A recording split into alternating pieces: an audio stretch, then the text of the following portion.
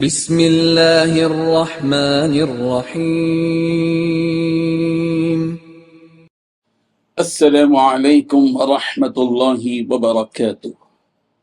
الحمد للہ وکفی وسلام علی عبادہ الذین اصطفی، اما بعد۔ حاضرین و ناظرین، یہ درس حدیث نمبر 52 ہے، 52۔ روایت سماعت کیجیے، ترجمے کے بعد تشریح کی جائے گی۔ بسم اللہ الرحمن الرحیم۔ عن ابن شهاب قال اخبرني سعيد بن المسيب عن ابيه قال لما حضرت ابا طالب الوفاة جاءه رسول الله صلى الله عليه وسلم فوجد عنده ابا جهل وعبد الله بن ابي اميه فقال رسول الله صلى الله عليه وسلم يا عمي قل لا اله الا الله كلمة اشهد لك بها عند الله فقال ابو جهل وعبد الله بن أبي أمية يا أبا طالب أترغب عن ملة عبد المطلب؟ فلم يزل رسول الله صلى الله عليه وسلم يعرضها عليه ويعيد له تلك المقالة حتى قال أبو طالب آخر ما كلمهم هو على ملة عبد المطلب وأبى أن يقول لا إله إلا الله. فقال رسول الله صلى الله عليه وسلم أما والله لأستغفرن لك ما لم أنه عنك. فأنزل الله عز وجل ما كان للنبي والذين آمنوا أن يستغفروا للمشركين ولو كانوا أولي قربى من بعد ما تبين لهم أنهم أصحاب الجحيم. سورة التوبة آية نمبر 113۔ وأنزل الله تعالى في أبي طالب فقال رسول الله صلى الله عليه وسلم إنك لا تهدي من أحببت ولكن الله يهدي من يشاء وهو أعلم بالمهتدين. سورة القصص آیت نمبر 56، متفق علیہ۔ یونس بن ابن شہاب سے، اور انہوں نے سعید بن مسیب سے، اور انہوں نے اپنے والد سے روایت کی کہ جب ابو طالب کی موت کا وقت آیا تو رسول رحمت صلی اللہ علیہ وسلم ان کے پاس تشریف لائے، چچا کے پاس۔ آپ علیہ الصلوۃ والتسلیم نے ان کے پاس، جبکہ پیغمبر نے ابو طالب کے پاس ابو جہل کو بھی پایا اور عبداللہ بن ابی امیہ بن مغیرہ کو بھی پایا۔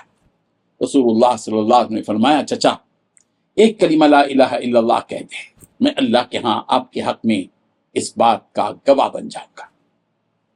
ابو جہل اور عبداللہ بن امیہ نے کہا ابو طالب آپ عبد المطلب کے دین کو چھوڑ دیں گے؟ رسول رحمت صلی اللہ علیہ وسلم مسلسل ابو طالب چچا کو یہی پیشکش کرتے رہے اور یہی بات دہراتے رہے، یہاں تک کہ ابو طالب نے ان لوگوں سے آخری بات کرتے ہوئے کہا وہ عبد المطلب کی ملت پر قائم ہے، اور لا الہ الا اللہ کہنے سے انکار کر دیا۔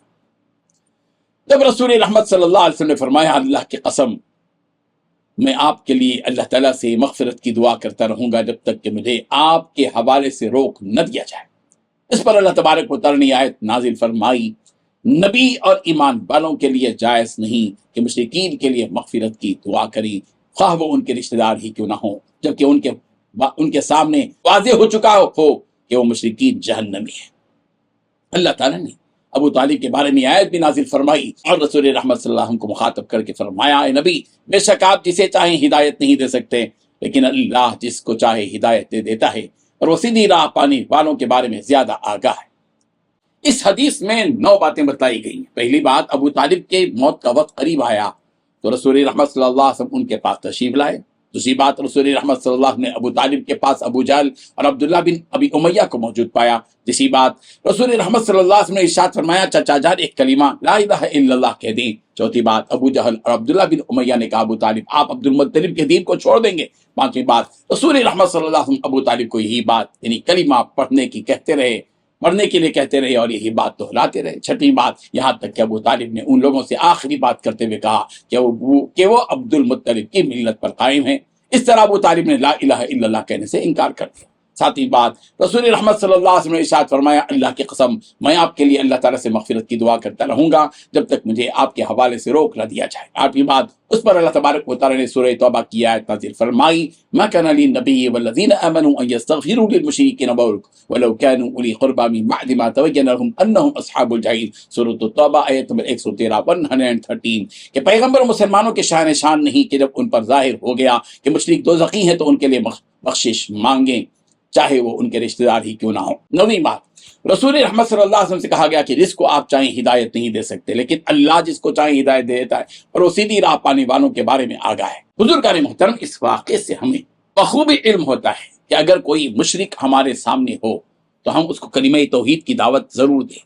دعوت دینا اور اس سلسلے میں حکمت عملی اختیار کرنا اور نرمی کے ساتھ سمجھانا، یہ ہماری ذمہ داری ہے۔ ہم اپنی اس ذمہ داری کو بخوبی سمجھیں، اس پر عمل بھی کریں۔ رہی بات ہماری دعوت کو قبول کرنے یا نہ کرنے کی، اس سلسلے میں ہم مسئول اور ذمہ دار نہیں ہیں، اور ہم سے ہرگز یہ مواخذہ نہیں ہوگا کہ اس نے تمہاری دعوت کو قبول کیوں نہیں کیا۔ داعی کا کام دعوت دینا ہے، اور مدعو کا کام اس دعوت کو قبول کرنا ہے۔